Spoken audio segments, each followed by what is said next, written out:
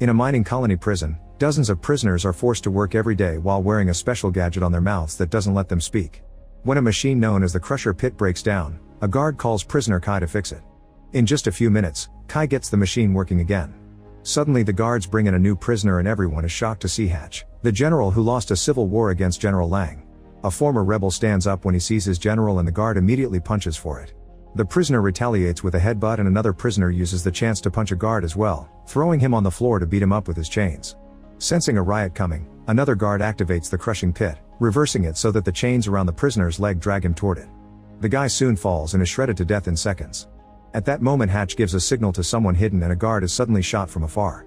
Then he teams up with the prisoners to start beating up their captors. A guard uses the machine again to activate the other chains, causing more prisoners to fall into the pit to their deaths. Once the guard is distracted, Kai rushes to the machine and tries to stop the massacre, only for the chain to start pulling him as well. He grabs a fallen weapon from the ground and shoots the chain to no avail, so he has no choice but to lose a leg instead. While the chains drag away his limb, Kai hops back to the machine and finally stops it. A last guard tries standing up and Hatch makes a gun gesture so the hidden sniper quickly kills him. Then Kai passes out. Sometime later, Kai wakes up in Hatch's ship and discovers he was given a mechanical prosthetic. Hatch uses a device to remove the prison thing from Kai's mouth and explains he's been rescuing other rebels to reform his army and counterattack. He knows Kai's father, who used to fight for the rebellion too. Unfortunately Kai's father has been captured by General Lang and he'll be executed in a few months on the anniversary of Lang's victory, known as Liberation Day. Hatch knows Kai is an expert pilot, so he offers a deal. Kai must hijack an important enemy ship to retrieve the confidential data. If he's successful, Hatch will pick him up and use that intel to save his father, so Kai agrees.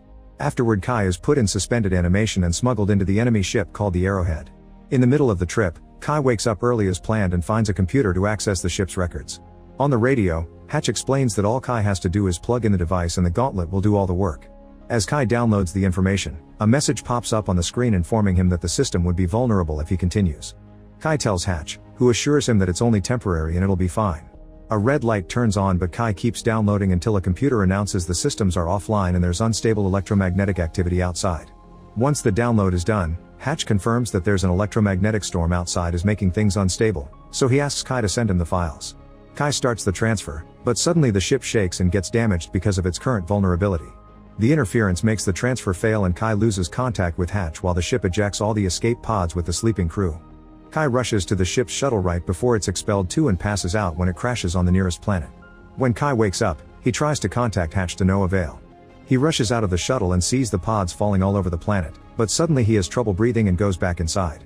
The ship's AI called Reef warns Kai that the atmosphere is toxic and prolonged exposure may cause paralysis or death. Kai looks through the window and sees the Arrowhead slowly falling and asks Reef for a status report, however Reef requires an employee login to proceed. Reef does say that Kai needs to find a new source of oxygen because the one on the shuttle only has 12% left. Suddenly a crew member called Oleander sends a message from his pod, asking any survivors to meet at the crash site. Kai grabs an oxygen mask and heads out to check the area. He finds some parts from crashed pods and Oleander's body bleeding on the ground. There's also an intact pod with someone moving inside, so Kai opens it to find Terran. He shares his oxygen mask and takes her back to the shuttle while Oleander's body is dragged away by a mysterious presence.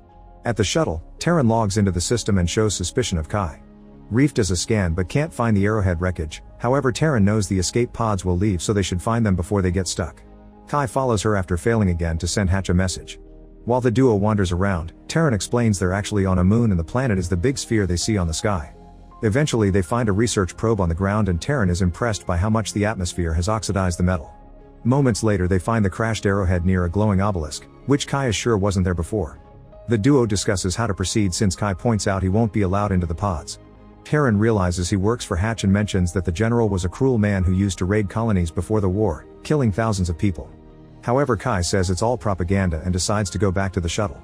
Kai takes over the pilot seat and asks Reef to activate the flying system, but Reef refuses because Kai isn't authorized. Instead, Kai asks for any updates on Hatch and Reef plays a confessional tape. A video shows Hatch after he lost the war admitting all his crimes, however Kai notices that Hatch makes a weird gesture and wonders if it's true. He asks Reef for more information, but it's classified. At that moment Oleander sends a new message saying evacuation will start in 30 minutes. Afterward Kai goes back to Terran and agrees to leave with her regardless of risk. Terran points out his clothes will give him away, so he starts taking off the main parts of the uniform while something watches from the shadows. Then the duo tries to reach the Arrowhead, only for an earthquake to suddenly hit the area. Karen turns around and is shocked to see Kai being dragged away by something in a cave. She grabs his hands and tries pulling him out, however she isn't strong enough and Kai is taken away. Scared, Terran runs toward the arrowhead but it's too late, the pods have left without her. Not knowing what else to do, Terran returns to the shuttle to rest. 4 days later, she's exploring the area and finds Kai's gauntlet and axe on the ground. Not far from there, she finds the glowing obelisk and Kai on the ground covered in goo. To her shock, his leg is completely healed. She takes him back to the shuttle and runs some tests, only to discover he's now in a symbiotic relationship with another organism that healed him and made him immune to the toxic environment. Reef keeps on trying to offer information and an annoyed Terran shuts it up, reminding it to only speak when prompted. When Kai finally wakes up, he explains that he doesn't remember anything, only that he was asleep. He feels quite heavier yet fine. Karen points out she can't fly the shuttle either because she's a biologist, only certain employees had access to that system. The duo decides to check the obelisk and Kai hits it with his axe, discovering it's actually a soft cocoon. Inside they find Oleander's body also covered in goo. They carry him back to the shuttle and when Terran touches Oleander's face with her bare hand, he keeps on twitching. Kai pulls out some wires to bring the scanner outside and they scan Oleander's eyes, which finally gives them access to the flying system. Kai immediately starts getting the engine ready while asking Reef about Liberation Day, learning he still has 76 days before they execute his father. Terran is shocked to hear he won't bring Oleander along and realizes she knows Kai. It turns out he used to work for her father when she was a kid. She points out that the man she knew back then would never leave someone behind to die.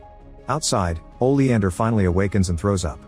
Kai and Terran come out to check on him and Oleander starts yelling about how Hatch is going to kill them all. Then he picks up a gun from the ground and Kai jumps to punch him at the same time he shoots. After knocking Oleander out, Kai turns around and discovers Terran is dead. Furious, he starts beating Oleander up. Suddenly he freezes because he notices he's been shot as well. His body starts wriggling and he passes out on the ground. Sometime later, Kai wakes up near the obelisk, looking perfectly healed.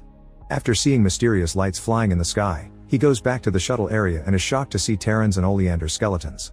He enters the shuttle and discovers the engine is failing, so he asks Reef for an explanation.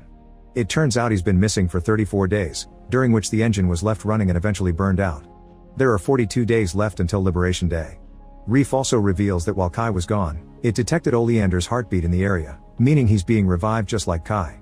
Curious, he goes to the caves and notices footprints on the sand.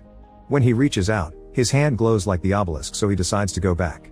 For the next few days, Kai searches for crashed pods and takes their parts to fix the engine. He also retrieves Terran's ID badge. Reef plays cartoons for him while he works. One night, Kai wakes up when he hears a strange sound. Suddenly he starts feeling unbearable pain and Reef detects an alarming heart rate. Kai leaves the bed only to fall in agony, breaking the repairs he's been doing. Reef points out he may do worse and asks him to leave. Then Kai runs to the cave and hears the same weird noise before a terrifying monster appears. He immediately runs out and falls to his knees in pain as weird limbs come out from his back, making him pass out. Sometime later, Kai wakes up covered in goo again and returns to the shuttle. He concludes fear and pain trigger the transformation and wants to get rid of the creature inside him. Frustrated, he starts punching the engine and mentions Liberation Day, desperate to save his father. Unfortunately, Reef informs him that he slept for a long time and Liberation Day happened 2 days ago. A crying Kai goes out and falls on the ground, accepting his fate is to be stuck here forever. 3 years later, Kai is still living on the moon. He's trained his body and now whenever he accidentally hurts himself, he can stop the transformation before it happens. In the sky, he can still see the mysterious lights flying. One night, he sees something glowing inside a helmet and gets excited. He brings it outside and frees a firefly, who joins others of its kind to make a beautiful light show. When he returns to the shuttle, he finds footprints outside and discovers Terran's badge is gone. As he discusses the situation with Reef, the AI shares a theory. He thinks Oleander has the same symbiotic relationship as Kai's, meaning he's been revived but he's stuck in the monster form. Reef thinks death is part of Kai's life cycle now, the bodies die but their consciousnesses live on in new replicated bodies. When Reef asks Kai to self-delete so it can study the body to find a cure, Kai refuses, saying it's just a theory and him reviving in a new body isn't guaranteed. Afterward, Kai searches for the Oleander monster and is shocked to find one of his dead bodies. He brings it back to the shuttle and puts it up as bait. When the monster comes close enough, Kai comes out and finally shoots it. While hearing roaring in the distance, he cuts off a piece of the monster and brings it to Reef, who scans it to confirm this is indeed Oleander's DNA. It also cross-references dates and points out the roaring could be heard every time Oleander or Kai died, which means something out there reacts to their deaths.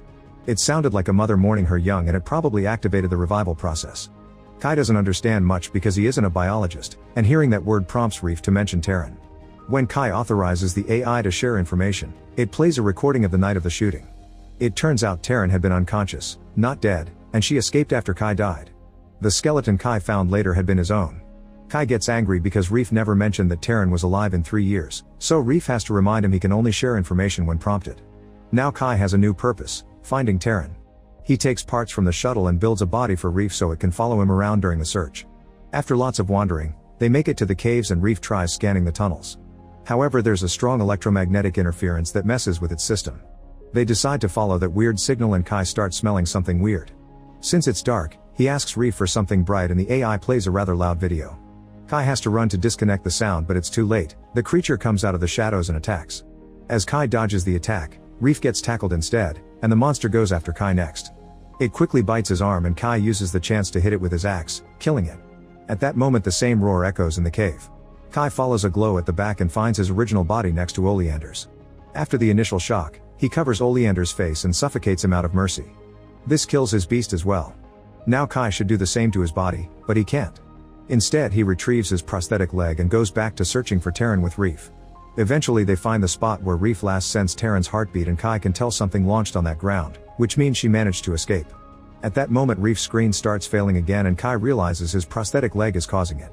He checks inside and finds a pulse grenade, meaning Hatch asked him to send him the files through the gauntlet because he never intended to pick him up. Suddenly the lights in the sky start crashing on the ground and Kai rushes to check on them only to discover it's the escape pods, which doesn't make sense because they left 3 years ago and he saw them in the sky every day. This prompts Reef to share some classified information. This moon is under an experiment for time dilation. Time passes fast here because the general wants a way to manufacture weapons and soldiers quickly. Years pass on the moon while outside it's only been minutes. At that moment Kai sees a ship approaching so he gets the research probe ready. The ship lands and Hatch comes out with a guard. He did receive Kai's messages and it took him just 20 minutes to come, but for Kai it was years. Kai realizes it was Hatch who shot down the arrowhead and the pods because he wants to use this moon for his own army. He tells him all the information is in the shuttle, but Hatch knows he's lying and knocks him out. When Kai wakes up, he's chained up in the shuttle and discovers they have Terran too.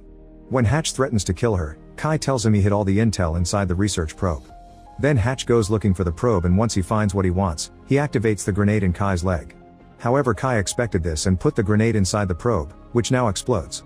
At that moment Kai's body starts glowing and he fully transforms into the monster form. The guard tries to shoot him down, but Terran tackles him to stop him. As Kai gets too close to Terran, Reef appears outside and calls for him.